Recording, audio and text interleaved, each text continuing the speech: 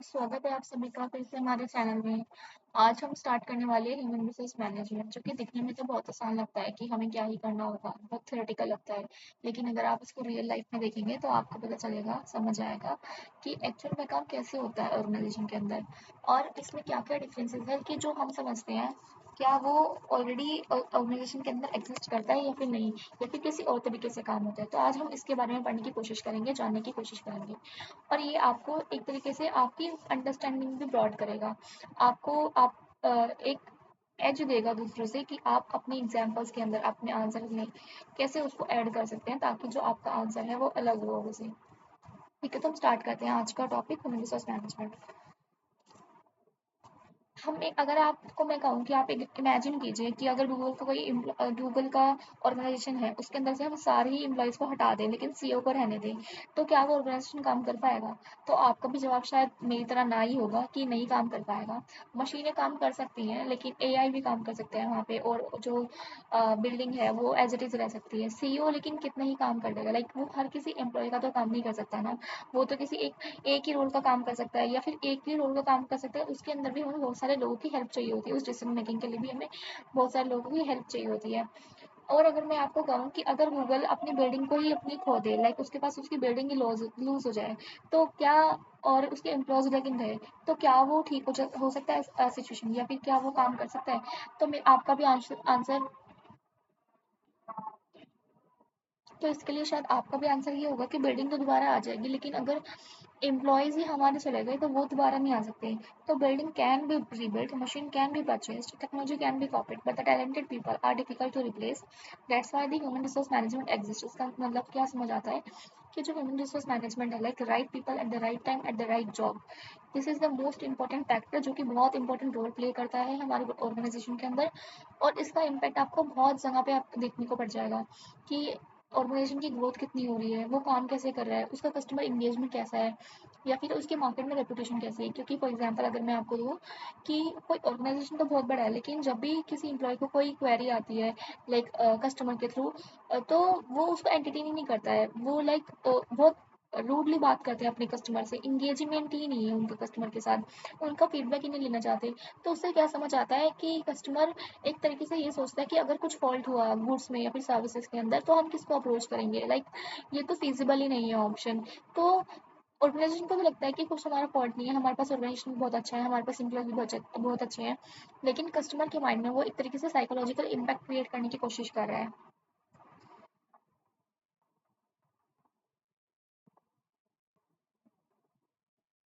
तो मैंने इस पीपीटी को बनाने के लिए, और मैंने खुद भी पर्सनली गैरी डेसलर की बुक को प्रिपेयर किया था जब मैंने अपना एमबीए करी थी, और मैं अभी अपनी सब मैनेजमेंट की प्रिपरेशन करती हूँ कॉम्पिटिटिव एग्जाम के लिए भी। तो भी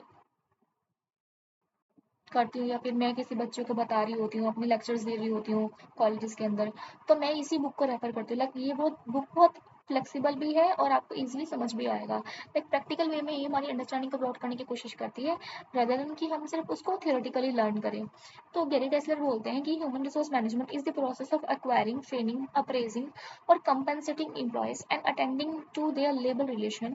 and health, safety, fairness, concern. इसका मतलब वो क्या समझाने की कोशिश करते हैं हमें?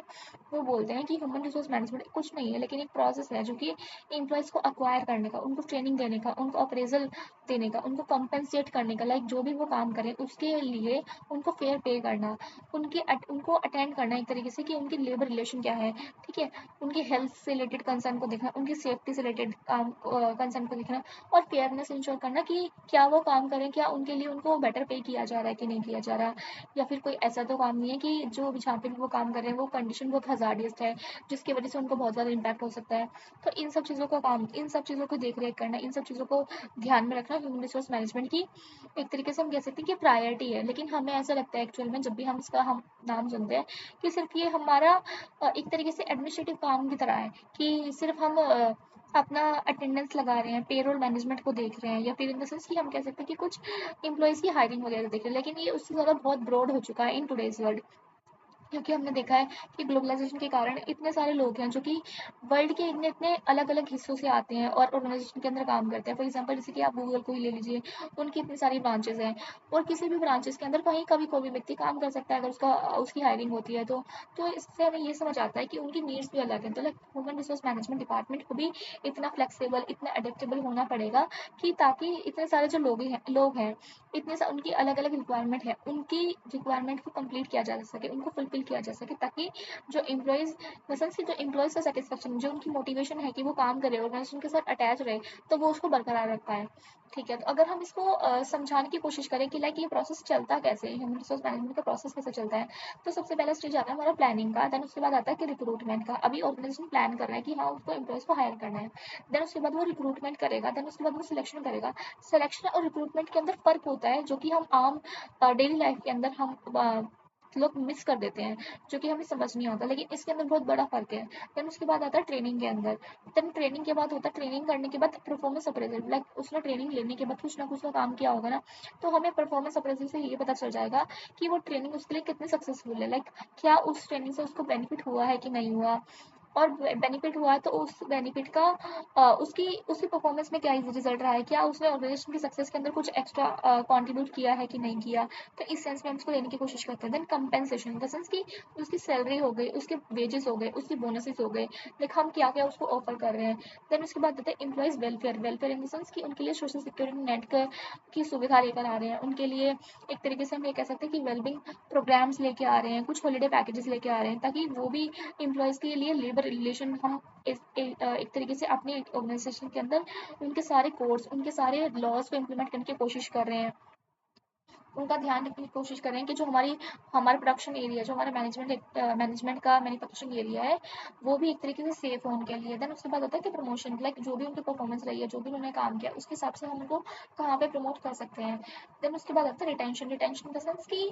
एक तरीके से हम कौन सी स्ट्रेटजीज अपना रहे हैं, हम क्या क्या कर रहे हैं, हम उनके क्या किस चीज़ में हेल्प करने की कोशिश कर रहे हैं, जिसकी वजह से एम्प्लॉयज़ ऑर्गेनाइजेशन के साथ बहुत दिनों तक रहे, या फिर उसके साथ मैं कह सकती हूँ कि उसकी सक्सेस में कंट्रीब्यूट कर पाए। रिटेंशन हम अगर आम भाषा में कहें तो हम ये कह सकते हैं कि एक व्यक्ति कितने साल तक सिर्फ एक ही ऑर्गेनाइजेशन के साथ जुड़ा हुआ है और अपनी सर्विसेज उसको दे रहा है। जितना ज़्यादा होगा उतना अच्छा होगा, और जितना कम होगा उतना खराब होगा, क्योंकि उससे ये समझ आ रहा है कि एम्प्लॉय सेटिस्फाई नहीं है ऑर्गेनाइजेशन के सक्सेस से, या फिर उसके जो ट्रीटमेंट वो उनको दे रहे हैं, उनके कल्चर से, उनके प्रैक्टिस से, इसलिए वो शिफ्ट करना चाह रहा है। अब मैं एक चीज़ आपको क्लियर करने की कोशिश करती हूँ कि जो हमें लगता है और जो रियलिटी में एचआर के अंदर काम होता है, लाइक हमें लगता है कि ये सिर्फ एचआर खाली हायर करता है पीपल्स को, लेकिन ऐसा कुछ भी नहीं है। ये डेवलप करता है, लाइक उनकी ट्रेनिंग के लिए भी काम करता है, उनके प्लान के लिए भी काम करता है, उनको ट्रेनिंग भी देता है। तो बहुत सारे स्टेजेस होते हैं उनके। हमें फिर ऐसा लगता है कि ये खाली सैलरी से रिलेटेड काम करता है, ये सैलरी से रिलेटेड काम नहीं करता, उनकी परफॉर्मेंस भी इंप्रूव करने के लिए काम करता है। लाइक कुछ री स्ट्रैटेजीज होती हैं। अगर आप ऑर्गेनाइजेशन के अंदर देखोगे, लाइक मैं वहाँ पे काम करती हूँ तो मुझे पता है कि रीइंफोर्समेंट स्ट्रैटेजी होती है कि उसमें क्या होता है कि फॉर एग्जांपल जैसे कि मैंने कुछ अपना टारगेट मीट किया, तो सैलरी के साथ साथ वो मुझे इंकरेज करने के लिए, मुझे मोटिवेट करने के लिए कि मैं और अच्छा काम करूँ, तो एक तरीके से रिवॉर्ड्स देते हैं, या फिर अवार्ड्स का काम होता है, या फिर हम कह सकते हैं कि कुछ सरप्राइजेस होते हैं, कुछ प्रमोशन के लिए टैक्टिक्स होते हैं, employees of the award, employees of the month का अवार्ड जैसे कि हो गया एक, ये सारी कुछ चीज़ें हैं। देन हमें लगता है कि ये खाली लीव हैंडल कर रहा है, या फिर जो उनकी अटेंडेंस है, इन सब चीज़ों को देख रहा है, लेकिन नहीं, ये उनको कल्चरली बिल्ड करने की कोशिश करता है। फॉर एग्जांपल जैसे कि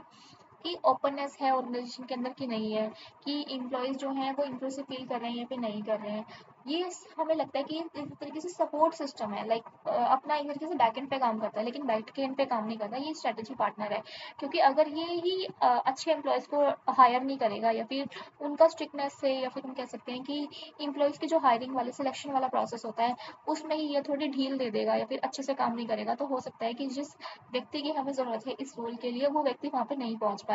कि अब जैसे कि मैंने आपको पहले बताया था, जैसे कि right people, right time and the right place, वो बहुत मैटर करता है कि आपने सही व्यक्ति सही जगह पे चुना हो, और वो सही जगह पे काम कर रहा हो। अगर वो व्यक्ति ही ठीक नहीं होगा, तो हो सकता है जो हमने टारगेट सेट किया है, जो हमने डिसाइड किया है, वो मीट ना हो पाए। देन मैंने एक लिंक्डइन का सर्वे किया था, देन उसके बाद उनकी रिपोर्ट आई थी, तो हमें पता चला कि LinkedIn working place learning report में क्या बोलते हैं कि organisation are increasingly investing in learning and the career development because employees are more likely to stay where they can grow, and this highlight that the modern HR is not just about hiring but also about the continuous development and retention. इससे हमें क्या समझ आता है कि LinkedIn ने भी अपनी रिपोर्ट के अंदर ये एक तरीके से प्रूव कर दिया है कि एम्प्लॉयज वहीं पे रहना चाहते हैं जहाँ पे उनको अपने कैरियर की ग्रोथ दिख रही हो, जहाँ पे जो ऑर्गेनाइजेशन है वो भी उनके लिए एक तरीके से उनकी एक्टिविटी के लिए, उनके बेनिफिट के लिए काम करता हो, उनका भी ध्यान रखता हो, या वो ध्यान चाहे उनकी ट्रेनिंग एंड डेवलपमेंट के थ्रू हो सकता है, वो ध्यान उनकी हेल्थ को रिलेटेड हो सकता है, उनके सोशल सिक्योरिटी नेट को लेके हो सकता है, उनको एक तरीके से इन कि मैं ये कह सकती हूँ कि एम्प्लॉयज़ तो पूरे दिन ऑर्गेनाइजेशन के अंदर ही काम करते हैं, हो सकता है कि उनको एक्स्ट्रा टाइम ना मिले कि वो अपनी अपस्किलिंग कर पाएँ, लेकिन टेक्नोलॉजी इतनी तेज़ी से बढ़ रही है, टाइम इतनी तेज़ी से बढ़ रहा है, तो इसकी वजह से हमें अपने आप को रीस्किलिंग करना ही पड़ेगा विद द टाइम। तो इससे हमें क्या समझ आता है कि ऑर्गेनाइजेशन कुछ फीजिबल इनिशिएटिव ले सकते हैं, जैसे कि हम इन्फोसिस की बात करें तो उनका एक लेक्स करके प्रोग्राम है, या फिर हम कह सकते हैं कि प्लेटफॉर्म है जो कि एम्प्लॉयज़ को वो ऑफर करते हैं कि अपने वो फ्री टाइम में या फिर जब भी उनको फ्लेक्सिबल शेड्यूल उनको अलाउ करता हो, वो उस प्लेटफॉर्म के थ्रू अपनी नई नई स्किल्स सीख सकते हैं, या फिर अपनी स्किल्स के अंदर जो भी है जहाँ भी उनको प्रॉब्लम आ रही है वो वहाँ से हेल्प ले सकते हैं। तो एक तरीके से ये फीजिबल है, ये ऑर्गेनाइजेशन के लिए भी फीजिबल है, क्योंकि अगर एम्प्लॉयज़ को पता होगा तो वो एक तरीके से इस चीज़ को सीखने के लिए या फिर उसको ठीक करने के लिए अपना टाइम नहीं वेस्ट करेंगे, वो डायरेक्ट इसको कर पाएंगे। और एम्प्लॉयज़ के लिए भी अच्छा है, क्योंकि उनकी तो रीस्किलिंग हो रही है, लाइक उनको अप टू डेट मार्केट में रहने के लिए एक तरीके से मौका मिल रहा है विद देयर फीजिबल स्ट्रैटेजी। ठीक है, ये मैंने कुछ इमेज ऐड करने की कोशिश की है जिससे आपको बहुत कुछ समझ सकते हैं, जैसे कि इस वाली इमेज के अंदर हमें पता चल रहा है कि हमारा कैसे कैसे प्रोसेस होता है, हमारा स्टेजेस क्या है, हमारे स्टेप्स क्या हैं। ठीक है, ऊपर वाली अगर आप इमेज में देख पा रहे होंगे तो इसमें हम परफॉर्मेंस अप्रेजल देखने की कोशिश कर रहे हैं, कि इसका मतलब ये है कि जैसे कि हमने जो ट्रेनिंग दी, डेवलपमेंट करवाया है एम्प्लॉय का, उससे क्या बेनिफिट आ रहा है, क्या वो एम्प्लॉयज़ के साथ मतलब उसके लिए वो ठीक रहा है कि नहीं है, क्या वो कंट्रीब्यूट कर भी पाया, उसके लिए कुछ नहीं कर पाया। नीचे वाली इमेज के अंदर आप देख पाओगे कि ब्रेन स्टॉर्मिंग हो रही है किसी न किसी आइडिया के ऊपर, और एक व्यक्ति उसको समझाने की कोशिश कर रहा है, लाइक उससे हमें उसको ये समझ आता है कि उसकी कम्युनिकेशन स्किल्स कैसी है, वो प्रेजेंट कैसे करता है, वो कितना समझ पा रहा है। और जहाँ पे दिक्कत आ रही है, इन द सेंस कि जो मैनेजमेंट है वो गैप को आइडेंटिफाई कर पाएगी, ताकि उस सेगमेंट में कुछ इनिशिएटिव लेके आया जा सके, जिससे कि वो जो दिक्कत आ रही है वो ठीक हो। देन अब मैं आपको समझाने की कोशिश करती हूँ functions of human resource management. अब इससे हमें क्या समझ आता है, फंक्शंस हमने पहले भी देखने की कोशिश करी कि वो किस किस स्टेजेस से काम करता है, लेकिन लेकिन अगर आप देखोगे तो वो उस स्टेजेस पे जाके ही नहीं रुकता, उससे बहुत ज़्यादा आगे तक भी है। और ये वाला क्वेश्चन अगर आप देखोगे ना, functions of human resource management, ये आपको बहुत जगह आपके एमबीए के एग्जाम्स में भी, बीबीए में भी होता है, बीकॉम में भी आप बहुत बार देखोगे। और अगर आपका कोई भी कॉम्पिटिटिव एग्जाम की अगर आप तैयारी कर रहे हो तो उसके अंदर मैनेजमेंट अगर आपका कुछ भी टॉपिक है ना, तो उसमें बहुत फिजिबिलिटी आप देख लोगे कि ये आपको देखने को मिल रहे हैं इस प्रकार के क्वेश्चन, जिसको आप अपने एग्जाम्पल्स वगैरह ऐड करके ना दूसरों से अलग कर सकते हो। कुछ डायग्राम जैसे कि इन्फोग्राफ्स वगैरह छोटे छोटे से आप बना दो, तो हम समझते हैं कि फंक्शंस क्या है ह्यूमन रिसोर्स मैनेजमेंट का। जैसे कि ह्यूमन रिसोर्स प्लानिंग, इससे क्या समझ आता है कि ये क्या बोलने की कोशिश करता है, प्लानिंग से हमें समझ आता है किसी चीज़ को हम डिसाइड करने की कोशिश करें, प्लान करें कि कैसे काम होगा। मतलब कि अगर मैं बोलूँ कि ऑर्गेनाइजेशन के सेंस में कि हाउ मैनी, कितने लोग, कितने एम्प्लॉयज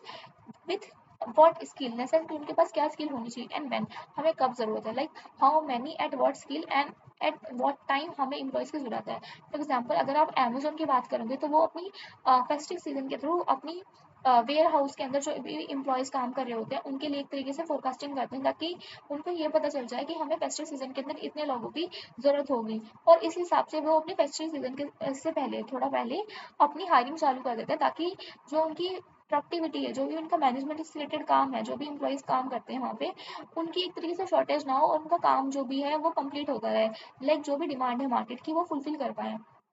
देन सेकंड फंक्शन आता है रिक्रूटमेंट। अब मैंने जैसे कि आपको पीछे बताया था कि रिक्रूटमेंट और सिलेक्शन के अंदर फ़र्क होता है। रिक्रूटमेंट का मतलब है कि हम सिर्फ अट्रैक्ट कर रहे हैं भी टैलेंट को। अट्रैक्ट कर रहे हैं टैलेंट का मतलब क्या है कि हम अभी स्प्रेड कर रहे हैं अवेयरनेस कि हमारी हमारी ऑर्गेनाइजेशन के अंदर वैकेंसीज़ हैं, या फिर आपको अगर मतलब हमारी ऑर्गेनाइजेशन के अंदर वैकेंसी या फिर ओपन है हमारी ऑर्गेनाइजेशन के अंदर कुछ रोल, कि अगर आप इंकरेज हैं तो आप उसमें अप्लाई कर सकते हैं। हम अप्लाई करने के लिए भी उनको इंकरेज कर रहे हैं। जैसे कि गूगल की आपने एडवर्टाइजमेंट देखी होगी, या फिर आपने किसी गवर्नमेंट सर्विस की भी एडवर्टीजमेंट देखी होगी, जिसके अंदर से आप देख पा रहे होंगे कि वो कभी कभी दिखाते हैं कि इतनी पोस्ट खाली हैं या फिर इस डिपार्टमेंट में चाहिए। तो उससे हमें ये समझ आता है कि वो एक तरीके से रिक्रूटमेंट कर रहे हैं, वो एक तरीके से अवेयरनेस स्प्रेड कर रहे हैं कि हमें इतने लोगों की ज़रूरत है इस फील्ड के, इनके पास ये स्किल्स होनी चाहिए।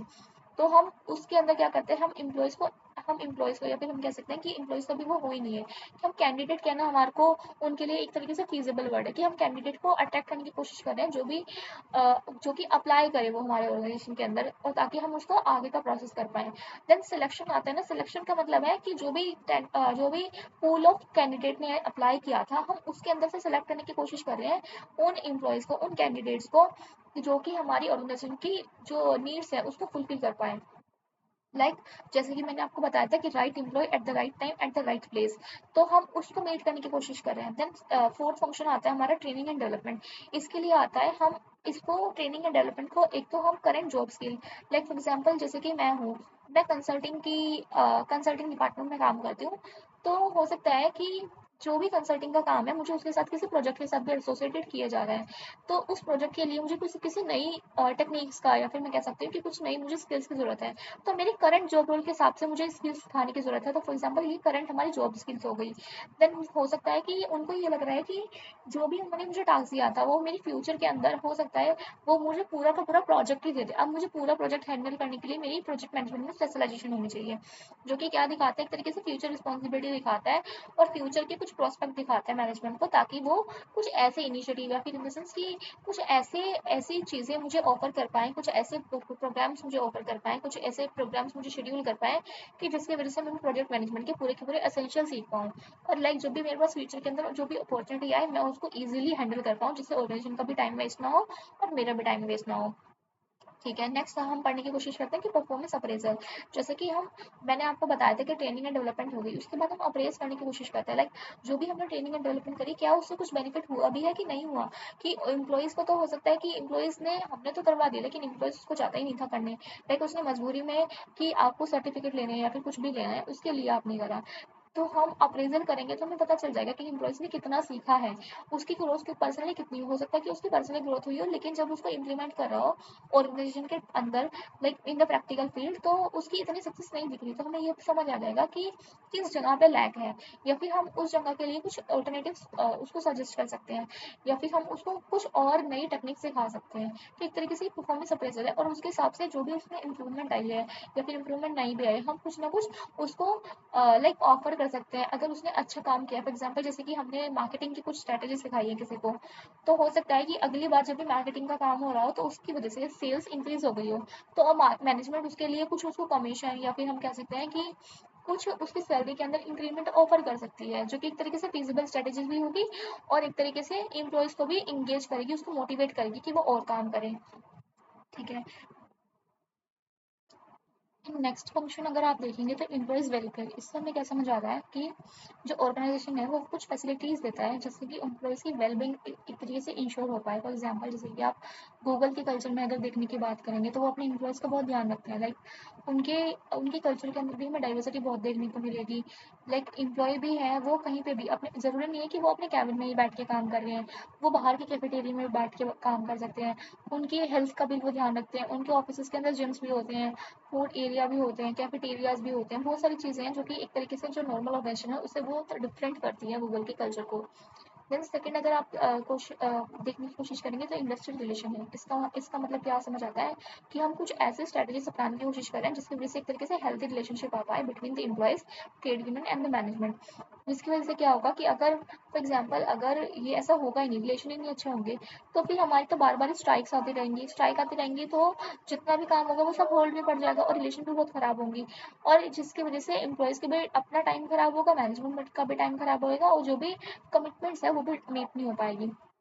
देन नेक्स्ट आता है health and safety. For example जैसे कि लेबर लॉज है, उसके अंदर हमारे 4 लेबर लॉज है जो कि कंप्लाइंस हो चुके हैं आपकी बात। तो हम ये देखने को समझ आता है कि उनके क्या क्या क्लॉजेज हैं, हम उनका ध्यान रखने की नहीं कर रहे हैं, हम उनकी सैलरी का ध्यान रखने की नहीं कर रहे हैं, उनके हम वर्किंग कंडीशन का ध्यान रख रहे हैं कि नहीं कर रहे हैं।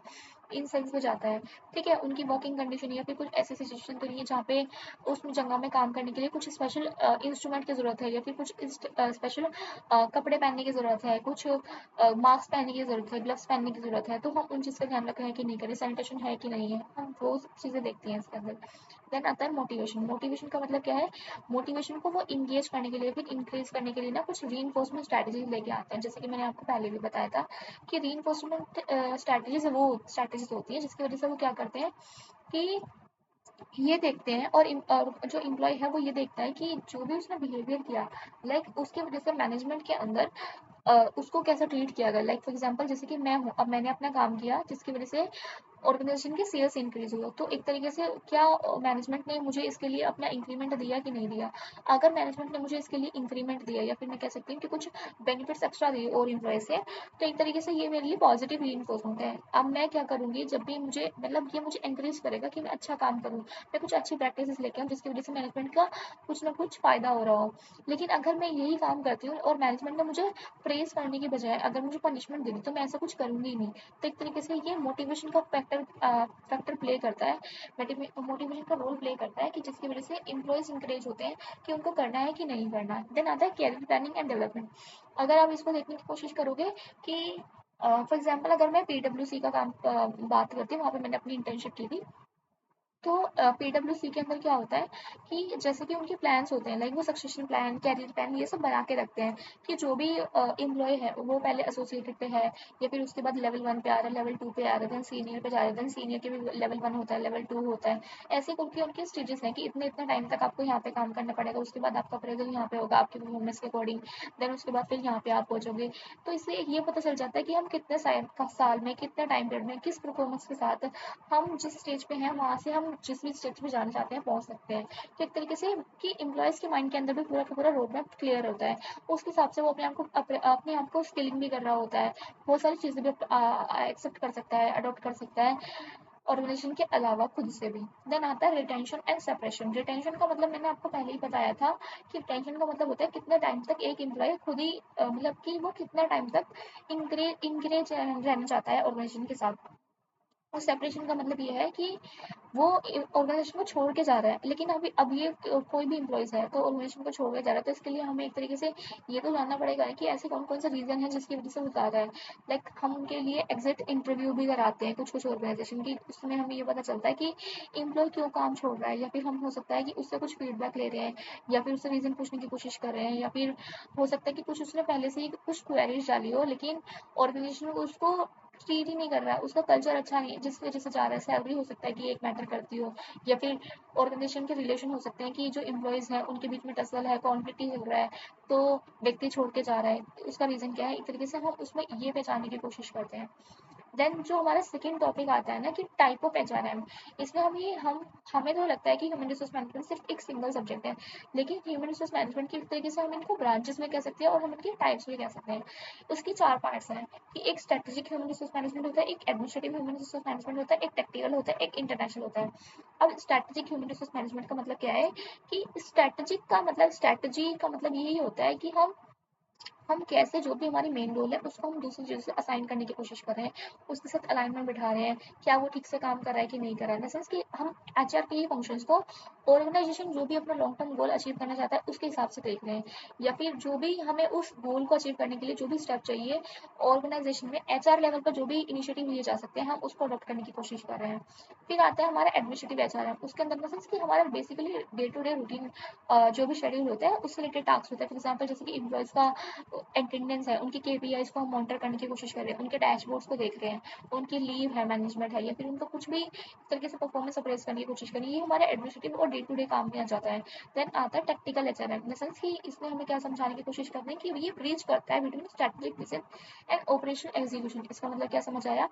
कि जो भी हमारा ऑब्जेक्टिव हमने स्ट्रेटेजिक एचआरएम के अंदर देखा था और जो भी हम काम कर रहे हैं एडमिनिस्ट्रेटिव एचआरएम के थ्रू, उसके अंदर बेसिकली क्या डिफरेंस है। हो सकता है कि हमारे गोल तो कुछ ज़्यादा हो लेकिन हमारी जो डे टू डे प्रैक्टिस है वो इस लेवल पे नहीं हो रही है कि जिसकी वजह से हम उस गोल को अचीव कर पाए with in the defined time period. तो इसलिए हम कुछ इनिशिएटिव लेने की कोशिश कर रहे हैं, वो हमारा टैक्टिकल है, लाइक हम ब्रिज कर, जो भी हमारा गैप है उसको ब्रिज करने की कोशिश कर रहे हैं। देन फिर हमारा आता है इंटरनेशनल ह्यूमन रिसोर्स मैनेजमेंट। अब हमें इससे क्या समझ आता है कि हम ह्यूमन रिसोर्स मैनेजमेंट की एक्टिविटी कर रहे हैं, लेकिन हम उन लोगों के लिए कर रहे हैं जो जो एम्प्लॉयज हमारे वर्ल्ड के डिफरेंट डिफरेंट लोकेशन से आए हुए हैं, डिफरेंट डिफरेंट लोकेशन पे काम कर रहे हैं। लाइक हम मैनेज करने की कोशिश करें global mobility and talent management.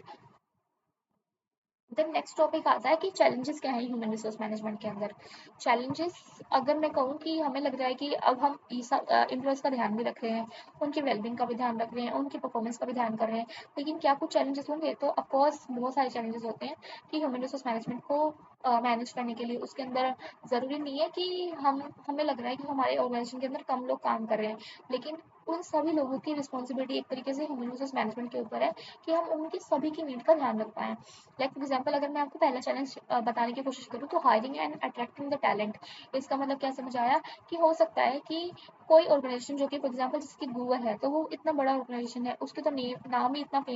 Fame करता है। लाइक बहुत सारे लोग हैं जो कि यंग टैलेंट कह सकते हैं या फिर स्किल्ड भी कह सकते हैं हम, जो कि इंकरेज रहते हैं हमेशा कि इसको ज्वाइन करें। लाइक इसके कुछ इंसेंटिव्स हैं या फिर कुछ भी हम कह सकते हैं कि उसका